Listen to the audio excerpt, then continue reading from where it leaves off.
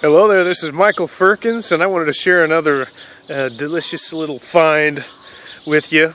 Right here, this is the end of May and early June. You'll find these all over the place. See if you recognize these. These are called mulberries, and this is just a plant that started growing in our yard, the back part of our yard here. And this is the first year this one has actually bore any fruit. These purple ones here are ready to go. They are delicious, nutritious. That one tastes outstanding. A lot of the ones I've had haven't tasted that great this year. I don't know if it's because of all the moisture. We've gotten tons of moisture or something. They've tasted watery, a lot of them, but that one I just had was fantastic. Early June, this is the time to get them. These things are ready to go. And I'll show you what, you can see that the berries look kind of like blackberries. Here's what the leaves look like. Really cool looking little leaves. If you look, see them from a distance, they look like they have rounded edges here. But of course, when you look up close, they got that little sawtooth edge to them. They have these deep little cutaways in the leaves. That's how most of them look.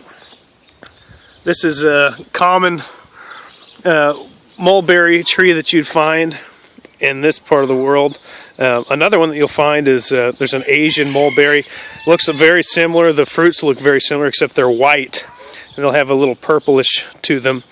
But that's how those ones, when they're ripe, they're white. Those are from, like I said, Asia. They were imported in the 1800s when they were trying to get a big silk industry going over on the East Coast. They abandoned the silk industry out here because the manpower just cost too much to develop. But they brought these trees in to feed those silkworms. But you can find those around too. The fruit on those tastes a little different. It's completely sweet. There's no acidity to those. But the fruits on these, I love them.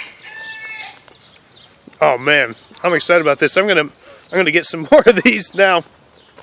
I was kind of worried about this year's crop. It was just seemed like it was too watery or something. But a good way to harvest these is just get a tarp and shake the tree. This tree doesn't have a lot of mature ones on it right now. In a couple days, all of these will start to turn real dark purple, and they'll be ready to go. But all you got to do is get a tarp, sit it under the tree, and start shaking limbs, and all the stuff that's ready to go, it'll start falling down on the tarp. That's an easy way to harvest it. You can find these. Go down any country road in Missouri, drive for a couple miles, and you'll see these all along the side of the roads. They grow like crazy. They'll find a spot on the side of a fence or something, and you just start picking them. They're really good. Tree by tree, they taste different. Each tree will taste a little different.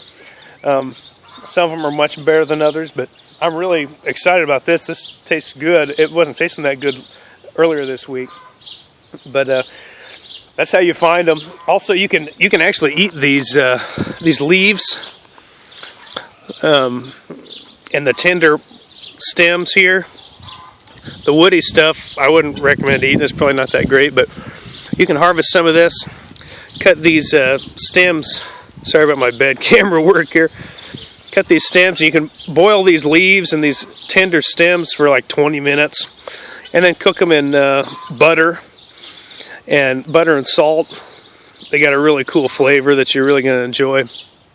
The berries are, I have heard the berries of the mulberry tree have more antioxidants than any other berry that we know of. I don't know how true that is. I'm not like a botanist or anything, but they're full of some good stuff. When you taste them, you want to keep eating them. That's a pretty good sign it's got some goodies in it for you. Kids love these. I ate these when I was a kid. I didn't have a clue what they were, but man, they're really good for you. And you got to get them quick. The season doesn't last long with these. It's like a week or two. The reason they don't sell them in grocery stores is because they just don't keep. So if you want to have some of them, which I would recommend it, definitely, you got to go find some. Go drive down the street. a gravel road somewhere and find them on the side of the road or something. Or they may be right in your backyard. That's very likely. You'll see some of these, a young one growing or something in your backyard. So if you find a little bitty plant, they grow pretty fast. Like I said, this one is from last year, maybe it's been here for a couple years, but it hasn't been here that long. And they'll grow fast. You'll find little bitty sprouts of them growing up. Just protect it. Don't mow it down this summer or whatever. And pretty soon you'll have some of your very own right in your own backyard. So this is the mulberry. Hope you enjoy this. I hope you enjoy some mulberries this year, because these are tasting pretty good. If you find some that are watery, just drive down the road.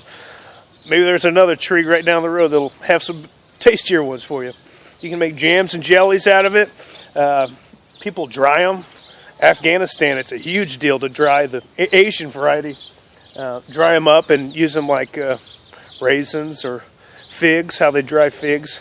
And I guess they're really good. I haven't had any like that, but I'm sure it's not very hard to dry them and keep them. But they only keep for a couple days if you pick them. So you want to kind of pick them and eat them right away, or put them in a jelly or a pie or whatever right away. So I hope you enjoy this. Hope you're having a great day. Many blessings to you, and I will see you in the next one. Bye.